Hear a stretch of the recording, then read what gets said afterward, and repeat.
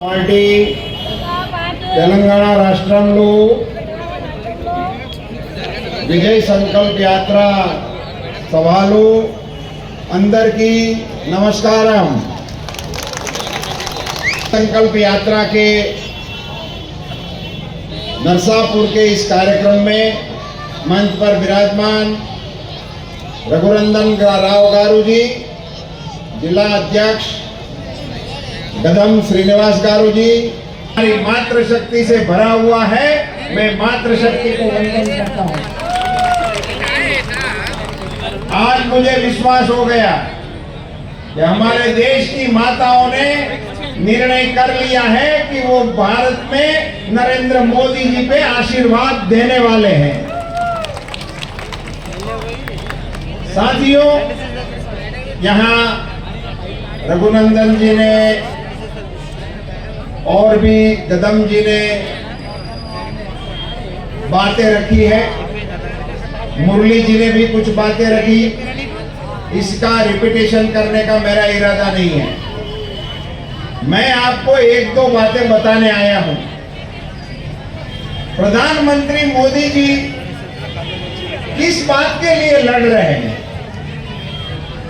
उनको लड़ना किस लिए है? वो तो अभी 10 साल भारत के प्रधानमंत्री हो गए, अब उसको और क्या पाना है? फिर भी वो क्यों लड़ रहे हैं, किसके सामने लड़ रहे हैं? आप सबको समझना चाहिए, इस देश में आजादी के बाद कांग्रेस की सरकारें रही, वर्षों तक रही, मगर वो सरकारों में हमारा ध्यान उस पर नहीं गया। पहली सरकार के पंत प्रधान पंडित जवाहरलाल नेहरू, दूसरे बड़ा प्रधान इंदिरा गांधी, तीसरे बड़ा प्रधान राजीव गांधी, और अभी भी एक को प्रधान बनाने के लिए वो लगे हैं। वो अपने परिवार के लिए लड़ रहे हैं, उनको आपके लिए कोई काम नहीं है। उनको अपने बेटे को प्रधान बनाना है, इसलिए ये सारी कांग्रेस एक आदमी को, इस परिवार के बेटे को प्रधानमंत्री बनाने के लिए लड़ रहे हैं। ये एक पार्टी है हुआ ऐसा नहीं। समाजवादी पार्टी ले लो, उसमें मुलायम सिंह जी थे, उनका बेटा है, वो चला रहा है। बसपा है, वो भी उनके बेटे भतीजे के लिए लड़ रहे हैं। ममता जी हैं, उनको अपने भतीजे को मुख्यमंत्री बनाना है। यहाँ आपके जो केसीआर थे, उनको अपने बेटे को केटीआर को बनाना है। जितनी भी पार्टियां हैं, पवार साहब हैं, उनको अपने बेटियों को बनाना है। देश के सभी राजनीतिक दल जो चुनाव लड़ रहे हैं, वो अपने परिवार के लिए लड़ रहे हैं। अकेला इस देश में नरेंद्र मोदी ऐसा नेता है जो आपके परिवार के लिए लड़ रहा है, आपके परिवार के लिए। ये देश लोकतंत्र है, ये किसी परिवारों की बपोती जागीर नहीं है। हमारे देश के नागरिकों का ये देश है।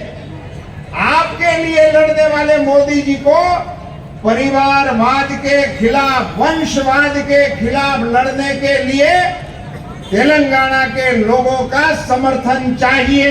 क्या आप वंशवाद को समर्थन करना चाहते हो? आप परिवारवाद को समर्थन करना चाहते हो? आप नहीं चाहते हो तो आपको प्रधानमंत्री नरेंद्र मोदी जी के साथ, कमल के साथ खड़ा होना होगा। ये बात कहने के लिए हम यहाँ आए हैं। दूसरा एक विषय ऐसा है, ये तो 10 साल से प्रधानमंत्री मोदी जी का शासन चल रहा है, इसलिए हमारे समझ में नहीं आ रहा है।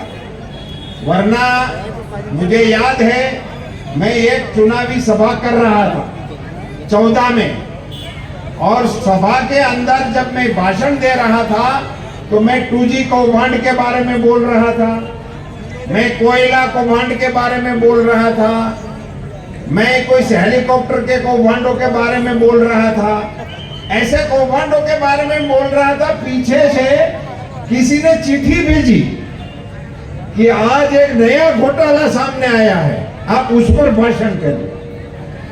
पूरा 14 के पहले के 10 साल एक घोटालों के साल थे। भ्रष्टाचार की कथा रोज मैदान में आती थी। मोदी जी का एकमात्र काम है, ये भारत सरकार देश की जनता के आशीर्वाद से नरेंद्र भाई मोदी ने 10 साल पूरा कर दिया। हमारे दुश्मन भी मोदी जी के सामने भ्रष्टाचार का आक्षेप नहीं कर सकते।